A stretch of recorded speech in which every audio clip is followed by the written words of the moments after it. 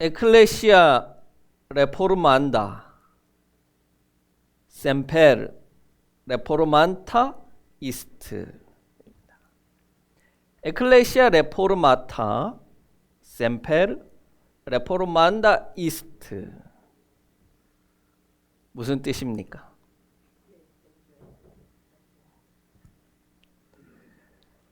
맞습니다. 바로 오늘 우리 설교의 제목인 개혁된 교회는 날마다 개혁되어야 한다 라는 뜻입니다. 우리 지적이고 고상한 북삼 초대교회 교인은 이 정도는 알고 있어야 됩니다. 기억해 두시기 바랍니다. 라틴어입니다.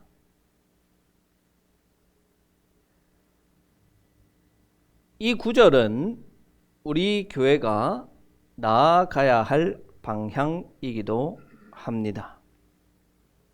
에클레시아, 교회입니다. 라틴어는 교회, 에클레시아, 레포르마타, 개혁된입니다. 영어의 리폼이죠. 리폼드 처치입니다. 개혁된 교회는 셈페르, 항상, 날마다, 레포르만다, 개혁되어야, 이스트, 비동사입니다. 이즈, 한다. 그래서 개혁된 교회는 날마다 개혁되어야 한다.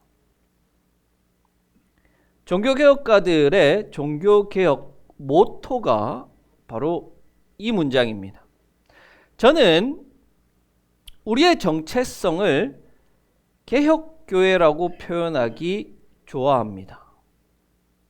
우리가 흔히 개신교회라고 우리의 정체성을 표현하는데 그 의미상에는 크게 차이가 없습니다. 그러나 날마다 개혁되어야 하는 우리 개혁교회의 특성을 생각한다면 개신교회보다 개혁교회라는 표현이 더 잘 어울리는 것 같습니다. 그렇습니다. 우리의 정체성은 날마다 개혁하는 것, 항상 개혁하는 개혁주의 신앙을 가지고 있는 자들입니다. 우리 개혁교회가 태생적으로 가지고 있는 그 특징, 그 정체성이 바로 개혁에 있기 때문입니다. 우리 개혁교회는 중세교회, 특히 타락한 중세교회의 그 모습에서 탄생했습니다. 중세교회는 맘모니즘에 장악당했습니다. 마치 이스라엘이 하나님을 버리고 풍요의 신 바알을 쫓아간 것 같이 중세교회는 돈에 눈이 멀어 있었습니다. 정말 화려하고 멋지죠? 성 베드로 성당입니다. 정말 화려하고 멋진 이 장소를 짓는데 무려 120년이 걸렸습니다. 미켈란젤로와 같은 뛰어난 이들을 건축 담당자로 사용하고 화려함을 강조하기 위해서 금은 보화를 사용하다 보니 천문학적인 금액이 들었습니다. 교회가 무슨 돈이 있겠습니까? 그래서 당시 교황은 교회 건축 비용을 마련하고자 면벌부, 우리가 흔히 면죄부라고 알려져 있는 것인데요. 그러나 이 면벌부는 죄를 지은 자가 지옥에 가서 받는 벌을 면해 준다라고 발급한 것이지 죄를 면해 주는 것은 아닙니다. 그래서 면죄부라는 표현보다는 면벌부라는 표현이 맞습니다. 그래서 교회는 벌을 면하게 해준다는 면벌부를 판매했습니다. 그래도 부족한 금액은 성직을 팔았습니다.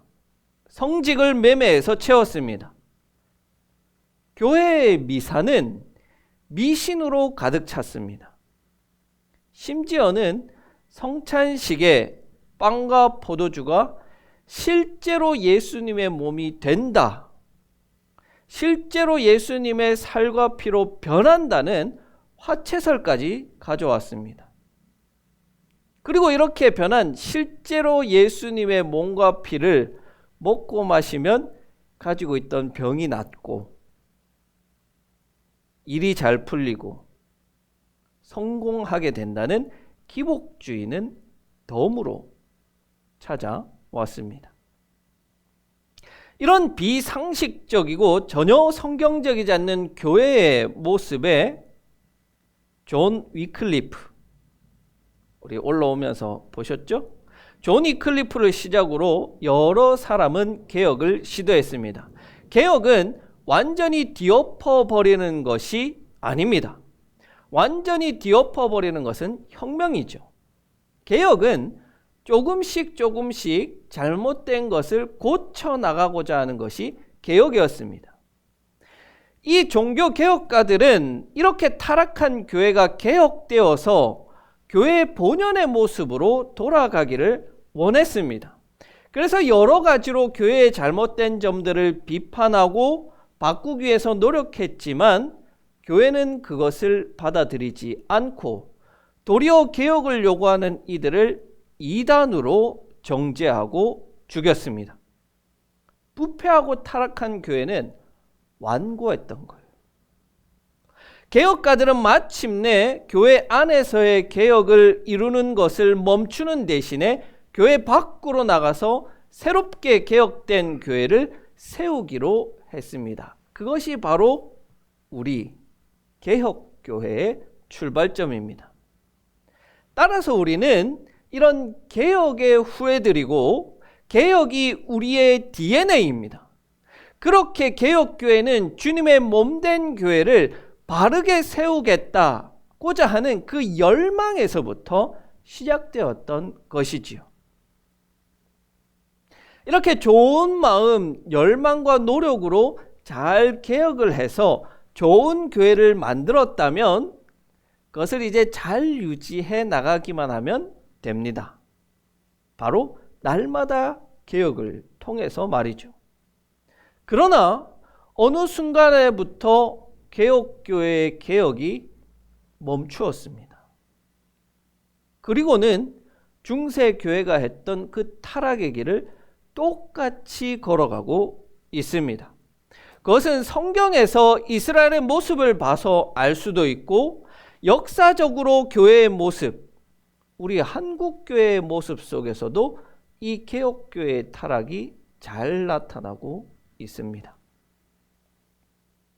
처음 선교사들이 열정을 가지고 한국에 들어와서 세운 이 교회는 비록 신학이 부재했지만 그 뜨거운 열정과 순수한 신앙으로 적어도 부패하고 타락한 모습은 가지고 있지 않았습니다. 개혁이 필요한 공동체는 아니었습니다. 그러나 지금 한국교회는 마치 500년 전의 중세교회처럼 개혁이 필요한 대상이 되었습니다. 왜일까요?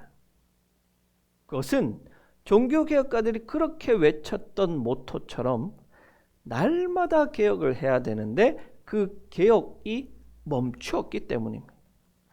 항상 개혁의 길을 걸었다면 굳이 우리가 개혁해야 됩니다 라고 외치지 않더라도 개혁된 교회의 모습을 갖추어 나갔을 텐데 어느 순간인가 그 개혁의 모습이 멈춰버렸다는 것입니다. 그 결과로 많은 목회자들이 면죄부를 파는, 면벌부를 파는 사꾼이 되었습니다. 처음 신학을 할 때의 그 순수한 마음도 잃어버렸습니다. 사꾼에게 교인은 돈벌이의 수단일 뿐입니다. 목사가 어떻게 저럴 수가 있을까? 목사가 저래도 되나? 우리는 이것을 최근에 정말 뼈저리게 느끼고 있지 않습니까? 한 사람의 문제가 아니라 한국교회 전반의 목회자의 문제입니다. 수준이 떨어져요. 누가 누구를 가르칠 수 없는 저질의 목회자가 양산된 결과가 지금의 모습입니다. 교인은 어떻습니까? 성도는 어떻습니까? 교인들도 500년 전의 그 시대로 돌아가 버렸습니다. 종교개혁가들이 목숨 걸고 했던 것이 성경으로 돌아가자, 성경을 성도들에게 돌려주자, 성도들이 성경을 읽을 수 있게 하자, 그래서 오직 라틴어로만 성경을 읽고 봐야 했던 중세교회의 율법과 규율을 어기고 종교개혁가들이 가장 먼저 했던 것이 자국어로 성경을 번역한 것입니다. 영어로, 독일어로, 체코로 번역해서 성도들이 성경을 읽을 수 있도록 했습니다. 그러나 지금은 어떻습니까? 마치 많은 교인들은 여전히 이 성경이 라틴어로 쓰여 있는 것처럼 개혁가들이 우리에게 물려준 이 성경을 보지 않습니다. 스스로가 무지한 상태로 있기를 원합니다. 그저 설교자가 떠먹여 주는 것만 먹기를 원하니 성도들은 맨날 기복신앙, 그 신앙의 초보의 단계에서 성장하지를 않는 겁니다. 그러니 목회자가 사꾼이어도 분별을 하지 못하고 거짓된 예언을 해도 그것을 분별해내지 못하는 그런 모습이 지금 한국교회의 모습입니다. 멈추었던 개혁이 다시 굴러가기 시작해야 합니다. 한국교회 전체에 이 개혁이 필요합니다. 그러나 안타까운 것은 맨날 말로만 개혁해야 합니다. 해야 합니다. 그렇게 이야기는 한다는 거예요. 그것이 작금의 우리 총회의 모습입니다. 행태입니다. 매번 개혁을 외치지만 대형교회 목사들은 자기들끼리 카르텔을 형성해서 헌법을 무시하고 자기 마음대로 합니다. 그리고는 자기들끼리 용서를 해줍니다. 총회장은 마치 자기가 교황이 된 양 그렇게 행동합니다. 자기 마음대로 법을 위반한 자들과 교회를 사면해 줍니다. 그게 화해라고 용서라고 하지만 그것은 하나님의 정의를 개에게 던져주는 이단적인 행위인 거예요. 그래서 중요한 것은 다른 교회에게, 다른 성도들에게 개혁해야 됩니다. 개혁해야 합니다. 맨날 말을 해봐야 소용이 없는 거예요. 예언자들이 그렇게 망해가는 것에 대해서 회개하라고 돌아오고 외쳤지만 그 백성들이 듣지 않은 것처럼 우리가 날마다 개혁을 외쳐봐야 그들은 듣지 않습니다. 개혁은 남에게 하라고 말하는 것이 아니라 내가 개혁이 되어야 하는 겁니다. 우리가 개혁이 되어야 하는 거예요. 바울 사도는 이렇게 말합니다. 나는 날마다 죽노라. 네가 죽는 게 아니고 내가 죽는 겁니다. 나는 날마다 죽노라. 그렇게 죽고 날마다 새로 태어나서 새로 시작하는 가장 이상적인 모습의 개혁가가 바로 바울이었습니다. 개혁은 남을 비난하고 남을 비판한다고 되는 것이 아닙니다. 결국 개혁이라는 것은 내가 죽고 다시 태어나야 하는 겁니다. 내가 개혁되지 않고 남에게 외치는 개혁은 아무런 힘이 없다는 것을 우리는 정치꾼들을 통해서 잘 알고 있습니다.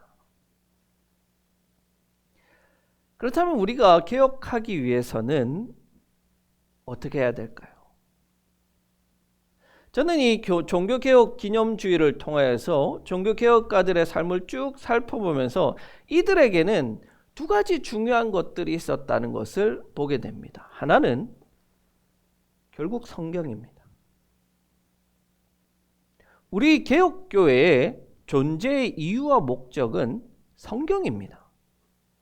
솔라 스크립투라, 오직 성경입니다. 성경 이외에 우리 교회에는 어떤 권위도 없고 성경 이외에 어떤 진리도 없다는 것이 우리의 신앙 고백입니다. 그렇다면 성경입니다. 그리스도인으로서 우리가 행하는 신앙생활 가운데 가장 기본적인 것이 성경을 읽고 묵상하고 암송하는 것입니다. 믿음은 들음에서 난다고 했습니다.